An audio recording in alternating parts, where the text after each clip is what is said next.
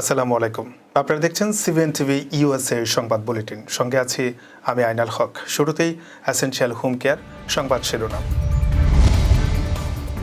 ট্রাম্পের মন্ত্রিসভায় 15 জনের মনোনয়ন সম্পন্ন, অপেক্ষা সিনেটের অনুমোদনের। 21 দিনের মধ্যে জবাব দিতে আদানিকে যুক্তরাষ্ট্রের তলব। 5 বিসিএসে নিয়োগ পাবেন 18,149 জন। এবং বান্দরবানে কেএনএ সেনাবাহিনী গোলাগুলি, নিহত 3। শুনছিলেন এসেনশিয়াল হোম কেয়ার সংবাদ শিরোনাম। এবার বিস্তারিত। যুক্তরাষ্ট্রের নবনির্বাচিত প্রেসিডেন্ট ডোনাল্ড ট্রাম্প তার মন্ত্রিসভা গঠনের কাজ সম্পন্ন করেছেন। গতকাল শনিবার ব্রুক রলিন্সকে কৃষিমন্ত্রী হিসেবে মনোনীত করার মাধ্যমে 15 সদস্যের পূর্ণাঙ্গ মন্ত্রিসভা ঘোষণা করা হয়েছে। ট্রাম্পের দ্বিতীয় মেয়াদে মন্ত্রিসভায় যুক্ত হয়েছেন বৈচিত্র্যময় পেশাগত অভিজ্ঞতা ও রাজনৈতিক অভিজ্ঞ ব্যক্তিরা। তবে সিনেটের অনুমোদন পেলে তবেই এই নিয়োগ কার্যকর হবে। ট্রাম্পের মন্ত্রিসভায় পররাষ্ট্রমন্ত্রী হিসেবে মনোনীত হয়েছেন ফ্লোরিডার সিনেটর মার্কো রুবিও। অর্থমন্ত্রীর দায়িত্বে থাকবেন স্কট বেসেন। প্রতিরক্ষামন্ত্রী হবেন পিট হেগসেথ। শ্রমমন্ত্রীর দায়িত্বে লরি শাভেস ডিরেমার এবং বাণিজ্যমন্ত্রী হবেন Howard Lutnick. Pam Bondi attorney general Robert F Kennedy junior স্বাস্থ্যমন্ত্রী এবং ডগ বারগাম স্বরাষ্ট্রমন্ত্রীর দায়িত্বে থাকবেন। জ্বালানি মন্ত্রীর দায়িত্বে আছেন ক্রিস রাইট, পরিবহন মন্ত্রীর দায়িত্বে শন ডাফি আর শিক্ষামন্ত্রীর দায়িত্ব পালন করবেন Linda McMahon. Dog Collins veterans affairs মন্ত্রী, ক্রিস্টি নুয়েম হোমল্যান্ড সিকিউরিটি মন্ত্রী এবং স্কট টার্নার আবাসন ও নগর উন্নয়ন মন্ত্রীর দায়িত্বে থাকবেন। ট্রাম্পের মন্ত্রিসভার এই ঘোষণায় মিশ্র প্রতিক্রিয়া দেখা গেছে। সমর্থকেরা তার নির্বাচিত দলকে কর্মদক্ষ ও অভিজ্ঞ বলে প্রশংসা করছেন। অন্যদিকে সমালোচকেরা এই মন্ত্রিসভার সদস্যদের মধ্যে কিছু বিতর্কিত চরিত্র থাকার বিষয়টি নিয়ে প্রশ্ন তুলেছেন। এদিকে ট্রাম্পের মন্ত্রিসভা গঠনের পরেই বিতর্কের ঝড় উঠেছে। বিশেষত রবার্ট এফ কেনেডি জুনিয়রের টিকা বিরোধী অবস্থান এবং পিট হেগসেথের সামরিক অভিজ্ঞতা নিয়ে সমালোচনা চলছে। তবুও ট্রাম্পের আমেরিকা ফার্স্ট নীতির প্রতিফলন মন্ত্রিসভার সদস্যদের মনোনয়নে স্পষ্ট। গত 5 নভেম্বর বর্তমান ভাইস প্রেসিডেন্ট কামালা হ্যারিসকে হারিয়ে যুক্তরাষ্ট্রের 47তম প্রেসিডেন্ট হিসেবে নির্বাচিত হন ডোনাল্ড ট্রাম্প। তিনি আগামী 20 জানুয়ারি শপথ গ্রহণ করবেন। নিউ ইয়র্কের আদালতে ঘুষ ও প্রতারণার মামলায় গ্রেফতারি পরোয়ানা জারির পর এবার একই মামলায় ভারতীয় ধনকুবের আদানি গ্রুপের প্রতিষ্ঠাতা এবং চেয়ারম্যান গৌতম আদানি ও তার ভাগ্নে সাগর আদানিকে তলব করেছে যুক্তরাষ্ট্রের সিকিউরিটি ও এক্সচেঞ্জ কমিশন। রোববার এক প্রতিবেদনে দেশটির সংবাদ মাধ্যম ব্লুমবার্গ এ তথ্য জানায়। প্রতিবেদনে বলা হয়, সৌর বিদ্যুৎ প্রকল্পে 2,200 কোটির ঘুষ মামলায় যুক্তরাষ্ট্রে 21 দিনের মধ্যে তাদের ডেকে পাঠানো হয়েছে। নিউ ইয়র্কের স্ট্যান্ড ডিস্ট্রিক্ট কোর্ট 2 অভিযুক্তকে তলবের এই বিজ্ঞপ্তি জারি করে। সেখানে বলা হয়, যুক্তরাষ্ট্রের আইন মোতাবেক তলবের চিঠি পাওয়ার 21 দিনের মধ্যে পাল্টা জবাব দিতে হবে সিকিউরিটি ও এক্সচেঞ্জ কমিশনকে। চিঠি পাওয়ার পরদিন থেকেই সময় গণনা হবে। আত্মপক্ষ সমর্থনে যা বলার তা জানাতে হবে আদালতকেও। জবাব না দিলে আদালতের নিয়ম অনুযায়ী রায় ঘোষণা করা হবে। 5টি বিসিএস এর মাধ্যমে মোট 18,149 জনকে নিয়োগ দেবে সরকার। এর মধ্যে ক্যাডার পদে 12,710 জন এবং নন ক্যাডারে 5,439 জন। রোববার সচিবালয়ে জনপ্রশাসন মন্ত্রণালয়ের সিনিয়র সচিব মোহাম্মদ মুখলিসুর রহমান এক সংবাদ সম্মেলনে এ তথ্য জানান। তিনি বলেন, ক্যাডার পদে 43তম বিসিএসে 2,064 জন, 44তম বিসিএসে 1,710 জন, 45তম বিসিএসে 2,309 জন, 46তম বিসিএসে 3,140 জন এবং 47তম বিসিএসে 3,487 জনকে নিয়োগ দেওয়া হবে।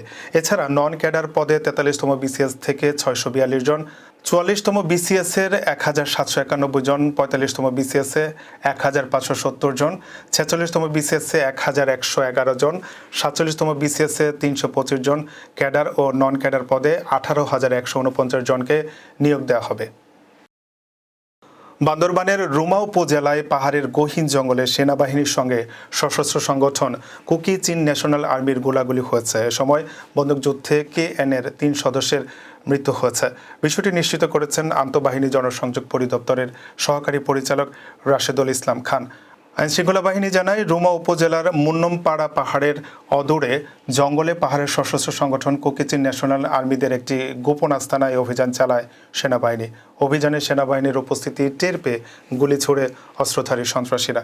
এ সময় সেনাবাহিনীর সদস্যরা গুলি চালালে তাদের দীর্ঘক্ষণ বন্দুকযুদ্ধ চলে। পরে অস্ত্রধারীরা পালিয়ে গেলে আস্তানা থেকে অস্ত্র ও অন্যান্য সরঞ্জামাদি উদ্ধার করে সেনাবাহিনী। বন্দুকযুদ্ধে KN-এর অস্ত্রধারী 3 সদস্য নিহত হয়েছেন। নিহতদের পরিচয় এখনও জানা যায়নি। এবার কর্ণফুলী ইনকাম ট্যাক্স সংবাদ শিরোনাম। আটলান্টিক সিটির মসজিদ আল হেরায় সিরাতুন নবী সাল্লাল্লাহু আলাইহি ওয়াসাল্লাম মাহফিল অনুষ্ঠিত। এবং নিউ ইয়র্কে বাঙালি সংস্কৃতির দেশি নাইট। আবারও স্বাগত CBN TV USA সংবাদ বুলেটিনে। শুনছিলেন কর্ণফুলী ইনকাম ট্যাক্স সংবাদ শিরোনাম। এবার বিস্তারিত। যুক্তরাষ্ট্রের নিউ জার্সি রাজ্যের আটলান্টিক সিটির মসজিদ আল হেরার উদ্যোগে সিরাতুন নবী সাল্লাল্লাহু আলাইহি ওয়াসাল্লাম মাহফিল অনুষ্ঠিত হয়েছে। গত 21 নভেম্বর বাদ মাগরিব এ মাহফিলের আয়োজন করা হয়। মসজিদ আল হেরার সভাপতি ওবায়দুল্লাহ চৌধুরীর সভাপতিত্বে ও সাধারণ সম্পাদক নজরুল ইসলাম সোহাগের সঞ্চালনায় মাহফিলে প্রধান আলোচক ছিলেন ইসলামিক চিন্তাবিদ মুহাদ্দিস মাহমুদুল হাসান। বিশেষ অতিথি ছিলেন মুনা ইস্ট রিজনের সাধারণ সম্পাদক মাওলানা ফারুক আহমেদ। বক্তব্য দেন আটলান্টিক সিটির মেয়র মার্টি স্মল সিনিয়র মসজিদের খতিব মুহাদ্দিস মোহাম্মদ আজিমউদ্দিন। মাহফিলে বক্তারা রাসূল ইসলামের জীবনী সম্পর্কে আলোচনা করেন। বক্তারা রাসূল ইসলামের জীবন থেকে সমাজ বিনির্মাণের জন্য বিভিন্ন দিক নির্দেশনা তুলে ধরেন এবং বর্তমান সমাজের চ্যালেঞ্জ মোকাবেলায় রাসূল ইসলামের কর্মপন্থা অনুসরণে প্রয়োজনীয়তা সম্পর্কে আলোকপাত করেন। বক্তারা বলেন, পৃথিবীতে আমাদের জন্য একমাত্র আদর্শ হযরত মুহাম্মদ সাল্লাল্লাহু আলাইহি ওয়াসাল্লাম। আমাদের জীবনকে সুন্দর কাঠামো দিয়ে গড়তে হলে রাসূল ইসলামের আদর্শকে ধারণ করতে হবে। ওবায়দুল্লাহ চৌধুরী মসজিদের সার্বিক কার্যক্রম তুলে ধরেন। যুক্তরাষ্ট্রের নিউ ইয়র্ক সিটির জামাইকায় গেল 15 নভেম্বর হয়ে গেল বাংলাদেশিদের দেশি নাইটস 2.0 নামে জমজমাট অনুষ্ঠান। আয়োজনে ছিল লাইভ গান আর ডিজের তালে নাচ। ঐতিহ্যবাহী বাঙালি পোশাক পরে সবাই যেন হারিয়ে গেছে বাঙালি সংস্কৃতিতে। নাচ গান আর সকলের মিলন মেলার দৃশ্যের দেখা মেলে এখানে। দেশি নাইটস NYC এই অনুষ্ঠানের আয়োজন করে। আয়োজকদের মধ্যে ছিলেন আরমান বিশ্বাস, তাসমিয়া কায়নাত, সৈয়দা জারিন, কাশফিয়া ফেরদৌস, অয়ন সর্দার ও আশাতা মঞ্চ। তারা বলেন, দেশি নাইটস NYC টিমের উদ্দেশ্য হচ্ছে নিউ ইয়র্ক সিটির শিক্ষার্থীদের সাথে ভালোবাসা, যত্ন ও সম্মানের সাথে দক্ষিণ এশীয় সংস্কৃতি উদযাপন করা। এছাড়া দেশি ছাত্রদের তাদের শেকড়ের সাথে সংযোগ করতে সাহায্য করা। অনুষ্ঠানটির পৃষ্ঠপোষকতা করেন M আজিজ ও মঈন চৌধুরী। মঈন চৌধুরী বলেন, যুক্তরাষ্ট্রের বিভিন্ন জায়গায় মাঝে মধ্যেই দেশি নাইটের মতো আয়োজন গুরুত্বপূর্ণ। প্রবাসে নতুন প্রজন্মের কাছে দেশীয় সংস্কৃতি বিকাশ প্রয়োজন।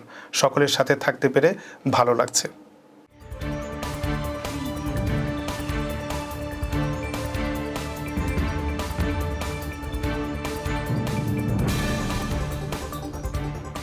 প্রতিদিনের উল্লেখযোগ্য ঘটনা কালক্রমে রূপ নেয় ইতিহাসে। চলুন এক নজরে দেখে নেওয়া যাক আজকের দিনে ঘটে যাওয়া উল্লেখযোগ্য কিছু ঘটনা। 1639 সালের আজকের এই দিনে ডেরিনিয়ার হরব প্রথমবারের মতো শুক্র গ্রহের গতিবিধি লক্ষ্য করেন। 1800 সালের আজকের এই দিনে ফোর্ট উইলিয়াম কলেজের প্রকৃত কর্মযাত্রার সূচনা হয়। 1831 সালের আজকের এই দিনে বিখ্যাত ব্রিটিশ পদার্থবিজ্ঞানী মাইকেল ফ্যারাডে বৈদ্যুতিক আবেশ আবিষ্কার করেন।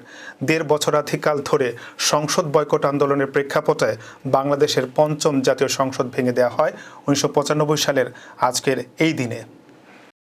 এই ছিল CBN TV USA সংবাদ বুলেটিনে। শেষ করছি। পরবর্তী বুলেটিন দেখার আমন্ত্রণ জানিয়ে এতক্ষণ সাথে থাকার জন্য ধন্যবাদ সবাইকে।